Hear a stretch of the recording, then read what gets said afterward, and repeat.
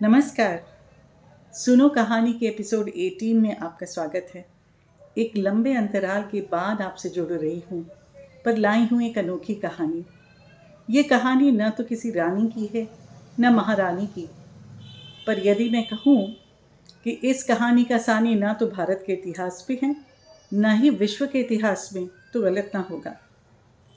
ले चलती हूँ आपको 16वीं शताब्दी में, 1522।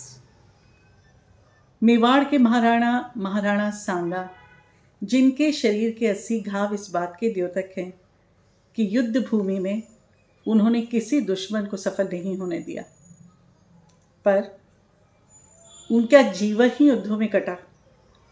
उनकी रानी है रानी कर्णावती, जिनके बड़े बेटे विक्रमादित्य और छोटा जो उदय अभी हुआ ही था, पैदा ही हुआ था, उदय सिंह, 1522 की बात है। तो रानी का स्वास्थ्य कमज़ोर होने के कारण ये माना गया कि एक धाय की आवश्यकता तो है, क्योंकि नन्हे उदय को बड़ा भी करना था, और जब भी राणा युद्ध भूमि में व्यस्त रहते तो पीछे से राजकाज रानी को ही देखना होता। खोज मची तो पता चला महाराणा सांगा की ही सेना में सूरजमल के यहाँ एक नन्हे से पुत्र ने जन्म लिया है, और उनकी पत्नी पन्ना इस कार्य के लिए बिल्कुल उपयुक्त रहेंगी। बुलावा भेजा गया और पन्ना पर नज़र डालते ही रानी को लगा कि ये तो बिल्कुल मेरे बेटे के लिए सबसे उपयुक्त धाय है। तो ऐसे शुरू हुई कहानी पन्ना धाय की। पन्ना के अब 2 बेटे हो गए, उदय सिंह और चंदन। दोनों को दूध पिलाती, पाल पोस के बड़ा कर रही थी। उनको खेलते हुए देख के गर्व से उनकी छाती चौड़ी हो जाती, और निरंतर रानी के पास रहने से एक साख्य भाव भी हो गया था। रानी कभी कभी अपनी मन की बात भी उनसे कर लेती थी, और जो धाय होती थी वो दासी नहीं होती थी। उनका दर्जा दासी से कहीं ऊपर होता था। जैसे समय ने बढ़ती खाई, गुजरात के राजा बहादुर शाह, उन्होंने आक्रमण किया मेवाड़ पर। युद्ध में राणा सांगा भी गए, पर ज़्यादा सेना होने की वजह से वो इस युद्ध को नहीं जीत पाए और वीरगति को प्राप्त हुए। रानी कर्णावती को खतरा गहराता देखकर ये भी चिंता हुई कि महल में भी षड्यंत्र पलते हैं। वो पहले ही अपने बड़े पुत्र को खो चुकी थी, तो विक्रमादित्य और उदय की चिंता उनको और ज़्यादा थी। रानी कर्णावती ने ये निर्णय लिया कि दोनों बेटों को भेज दिया जाए अपने ननिहाल बूंदी, और यहाँ का राजकाज, यहाँ का जो भी कार्य होगा वो रानी देखेंगी। दोनों की सुरक्षा के लिए पन्ना को उन्होंने बुलाकर कहा, पन्ना, मेवाड़ का भविष्य अब तुम्हारे हाथ में है। इनको बहुत ध्यान से बूंदी में रखना, किसी षड्यंत्र का शिकार ना हो, ये तुम्हें देखना है। पन्ना ना चाहते हुए भी वहाँ से गई, चंदन, उदय सिंह और विक्रमादित्य के साथ। विक्रमादित्य हालांकि बड़े थे, पर उनको भी भेज दिया गया था। इधर रानी कर्णावती ने देखा कि बहादुर शाह की सेनाएं हावी होती जा रही हैं, तो उन्होंने पत्र लिखा हुमायूं को, और साथ में भेजी एक राखी। जब भी आप निबंध लिखते थे रक्षाबंधन पर, तो इन्हीं रानी कर्णावती का जिक्र आता है। उन्होंने जो राखी भेजी, पत्र भेजा, हुमायूं तक पहुंचा, और हुमायूं ने सोचा कि इस समय तो बहन की रक्षा करनी ही है। वो चल भी पड़े, पर समय रहते पहुंच नहीं पाए। रानी कर्णावती को लग गया था कि अब किसी भी दिन किले पर वार होगा, और वो शत्रु के हाथ में तो हरगिज़ नहीं पड़ेंगी। वहाँ की स्त्रियों के साथ उन्होंने जौहर किया, और जिस समय हुमायूं लौटा तो रानी कर्णावती वहाँ नहीं थी। खबर पहुंची बूंदी तक। पन्ना का तो बिल्कुल कलेजा ही टूट गया। लेकिन अब इस समय जो पुकार थी वो मेवाड़ की राजगद्दी की रक्षा की थी। पन्ना पहुंची वापस उदय सिंह और विक्रमादित्य के साथ, और अपने बेटे चंदन के साथ। विक्रमादित्य से जो उम्मीदें थीं कि वो राजकुमार होकर, राणा सांगा के बेटे होकर कितनी कुशलता से बागडोर संभालें, वो उस पर खरे नहीं उतरे। भोग में, विलासिता में डूबे रहे। उन्हीं के चचेरे भाई जो दासी पुत्र थे, बनबीर, उनकी बातों में बहला फुसला कर उनको किसी तरह अपने वश में कर रखा था। पन्ना की चिंता दिन रात यही लगी रहती थी कि वो तो नहीं सुनेंगे, लेकिन उदय का ध्यान मैं कैसे रखूं। और एक रात की बात है, एक दासी बदहवासी की अवस्था में दौड़ती हुई आई और उसने पन्ना को बताया कि बलबीर ने विक्रमादित्य की हत्या कर दी है और नंगी तलवार लेकर इसी तरफ आ रहा है, ऐसा मुझे पता चला है।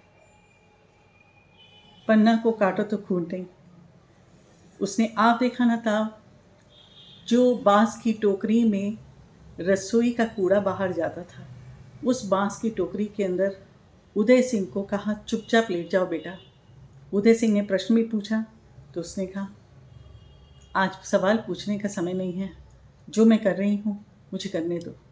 उदय सिंह को उस टोकरी में लिटाया और ऊपर ढका उसको जूठी पत्तलों से, और जो कीरत बाहर लेके जाता था पिछले दरवाजे से, उसे कहा कि इसको ले करके जाओ और वन में मेरा इंतज़ार करना। अब उदय सिंह को तो किले से निकाल दिया, पर जब पूछा जाएगा कि उदय है कहाँ तो क्या जवाब देंगी पन्ना? ये सोच ही रही थी, तब तक महल के गलियारों में चरमराते जूतों की आवाज़ आई। भारी भरकम कदमों की आहट समझ गई पन्ना कि इस तरफ बलबीर आ रहा है। और इस समय कुछ नहीं सूझा तो चंदन को ही अंगरखा पहनाकर, राजसी अंगरखा पहनाकर उसने लिटा दिया पलंग पर और उसके ऊपर चादर भी डाल दी ताकि चेहरा ना दिखे। बलबीर धम धम कदम करते हुए उधर पहुंचा महल के अंदर और गरजते हुए बोला, उदय कहाँ हैं? उदय बताओ, उदय कहाँ हैं? पन्ना मन में इतनी दुविधाओं से गुजर रही थी, कुछ ना उसके मुंह से बोल फूटा। बस हाथ के इशारे से उसने पलंग की तरफ कहा, हुकुम सा सो रहा है ना? हुकुम सा ने क्या सुनना था। तलवार हवा में उठी और जब नीचे आई तो पन्ना के कलेजे के 2 टुकड़े हो चुके थे। चंदन का सिर वहीं का वहीं कट चुका था और बलबीर इस बात से बहुत खुश होकर के कि मैंने राणा सांगा के पूरे वंश को ही ख़त्म कर दिया, वहाँ से चला गया। पन्ना के पास ये समय भी नहीं था कि वो बैठ करके अपने बेटे की मृत्यु पर रोए, क्योंकि अगर वो ऐसा करती तो शायद भेद खुल जाता। बेटे का माथा चूमा और फुर्ती से उस समय निकली पिछले दरवाजे की तरफ। कान में रानी सा के वही शब्द पड़ रहे थे, पन्ना, मेवाड़ का भविष्य तुम्हारे हाथ में है और राजपूत वंश की और गुर्जरी। पन्ना ऐसा कैसे होने देती कि उस पर, उदय सिंह पर कोई भी आँच आ जाए। पिछले दरवाजे से निकली तो छुपते छुपाते उसने सामंतों से पूछा, जो उनके जो राणा सांगा के वो सामंत थे जो उनके पक्ष में थे, उनसे अगले दिन पूछा कि कहाँ आश्रय मिल सकता है। जिस जिस राज्य का उन्होंने बताया, जो भी पता बताया, पन्ना उदय को लेकर के वहाँ गई, पर कहीं भी उसको आश्रय नहीं मिला। हार कर कुंभलगढ़ में जो किलेदार था उसने उनको आश्रय दिया और किलेदार के भांजे के रूप में उदय सिंह बड़ा होने लगा। इतिहास में है कि 13 वर्ष की आयु में सामंतों ने एक साथ, 13 वर्ष की आयु में जब उदय सिंह 13 वर्ष के थे तो सामंतों ने एक साथ मिलकर उनको काफ़ी साथ देकर राणा घोषित किया और उदय सिंह जो है राजगद्दी पर आसीन हुए। इन्हीं उदय सिंह का बेटा है राणा प्रताप। और अगर पन्ना ना होती तो हमें राणा प्रताप जैसे वीर शिरोमणि न मिलते। तो कभी जयपुर जाएं, उदयपुर जाएं, तो राजस्थान के कामेरी गांव में उस विशाल विश्व स्तरीय स्मारक को भी देखिए, जो बनाया गया है पन्ना के लिए।